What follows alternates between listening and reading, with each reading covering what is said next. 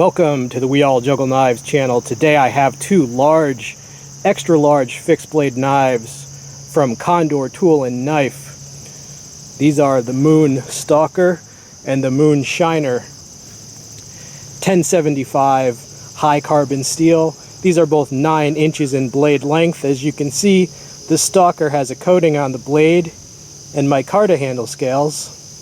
The Shiner has a satin finish and wood handle scales. In this video I'm going to show you the sheaths. I'm going to give you my review, my opinion, go over the features, do a size comparison, and I am going to show us a little bit of batoning just to get us in the mood of seeing blades in use. I will be doing a series of videos on these new Condors. I've already filmed 2 other videos, one where I hack up a pallet and one where I actually throw them. So it's going to be a series of videos. I'm trying to break things up into nice, concise, fast-paced, and watchable videos. Let's check out the construction of these. Full tang. Has an unsharpened swedge here. Has a very nice Condor style edge that we're all familiar with. Comes very sharp. Ergonomics of the handle are very good. Gives a good grip. Will give you strong chops. Would also slice very well. The lanyard is not necessary for normal use. I just have the lanyard on because for some of the stuff I do, extremely hard chopping, static cuts, you know, a lanyard is necessary so it won't fly out the top. And the same blade on the Shiner, same swedge and everything, but the handle scales are wood. These wood scales are smooth, so I added some Gamma Grip just for grip. Underneath there is a true full tang. Alright, I'm going to be rolling in a little clip of batoning with these. Now I realize batoning is certainly not the be-all and end-all of knife usage or knife testing. I realize that. I saw a video with Joe Flowers where he explained, you know, batoning is not a huge priority, and I definitely understand that, okay, but this is YouTube. There have been other reviewers, famous reviewers, who have shown so much batoning that if I don't show it, I get hate mail. If I do show it, I'll get a little bit of hate mail. So if you're going to be criticized either way, I'd rather be criticized for showing you guys more action rather than less action, okay? So take all the batoning with a grain of salt. Let's roll in the clip just to get in the mood of blades in use. Then we'll come back and analyze the features.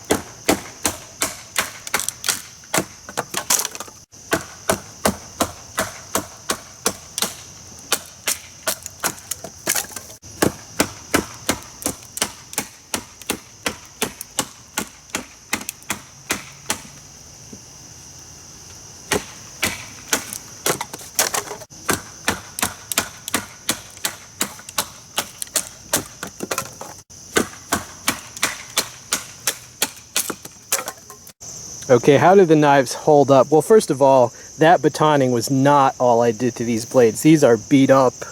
Yeah, these are pretty beat up. I've had these for over a month already. Yeah, I've pounded on these blades a great deal. They held up well. I mean, these are extremely durable. The Moonshiner comes with a leather sheath. You see it stitched with rivets. It has a swivel, the swiveling belt loop there. It overlaps the handle to a great degree. It's the more bushcraft style sheath which emphasizes retaining the blade, okay, rather than quick draw deployment. Now the Moonstalker has this heavy duty nylon sheath. You see it is MOLLE compatible. All right, you can lash it down to your thigh with that, and then the belt loop is there. It does have you know, Velcro retaining strap. It fits tightly. so that's not really necessary. Secondary pocket with a button closure. Deployment is like so. Alright, deployment on this, like so. Alright, so those are the sheaths that they come with. Some useful comparisons. In the center we have the Moonstalker and the Moonshiner. To the right of the Moonshiner, the famous Becker BK9, manufactured by K-Bar. You can see it is slightly longer than the two Condors. To the left of the Moonstalker is the equally famous SE Hunglas, and you can see noticeably longer than the two Condors. And on the edges, far to the right, we have a budget option. That is a Linder machete. It's a German company, but it's made in China, and that's just a budget option around the same length. And to the far left, we have an Army brand. That's an A1009. It's very similar to an Ontario knife I've reviewed, but that is a budget option and around the same size category. But I have to say, regarding the budget options, these Condors are already very, very reasonably priced. I would recommend, you don't need to go more budget than that. I mean, you can get these for around between $45 and $55. So if you're going to get like a $20 or $30 item, like the two other budget items I showed, you might as well just save up a little more and go for the Condors. All right, just my opinion. Now, as for comparison with the BK9 and the Hunglas, you know, it's about the steels. You got 1075 versus the higher carbon steels in those two other blades. And people might say, well, you know, would you want them to kind of upgrade the steel on these Condors? No, I wouldn't. Not if it means raising the price, because the field of competition with extra large knives is so crowded at the moment that I think they should keep these Condors at a moderate price. Okay, I don't want something that's just a clone of other knives that exist. Okay, so no, I'm perfectly satisfied with the 1075 for this price.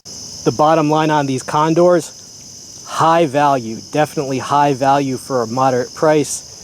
It's a good high carbon steel. The edge geometry is done right. It comes sharp. The ergonomics of the handle are definitely comfortable and allow maximum application of force. I like that they made them pointed, not necessarily tactical blades, but it's always nice to have a working tip like that.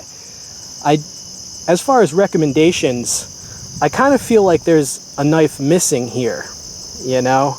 I think they should make a third one that has G10 handle scales and a Kydex sheath. G10 and Kydex could be a tactical version, just an idea. I think that would sell very well.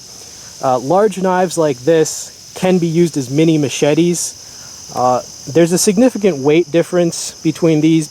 You can definitely feel it. I've thrown both of these knives, and then you can really feel it, because I had to apply a lot more force to throw this in a straight trajectory. Okay, which one do I like the best if I had to choose? I gotta say this one, because the scales and just the extra weight, more heft, more power. Now, when you're talking about the extra large category of fixed blade knives, you got three basic design philosophies. Number one, you have knives that are basically mini machetes, okay, light, thin, fast. Then you have knives that are kind of like a replacement for a mini hatchet. They tend to be flared out and top heavy. And then you have the third category, which is where these fit in, multitaskers, okay? They can act like a mini machete, but they're thicker and heavier, so they can do some decent chopping and slicing. You know, they're multitaskers, the most flexible of those three categories, and also the most popular as well. These are an excellent representatives of that particular category. And I mean, for $45 to $55, yeah, definitely high value. Definitely glad I picked these up. All right, well, that's my thoughts on these. Hope you enjoyed the video. It's been We All Juggle Knives. I'm out.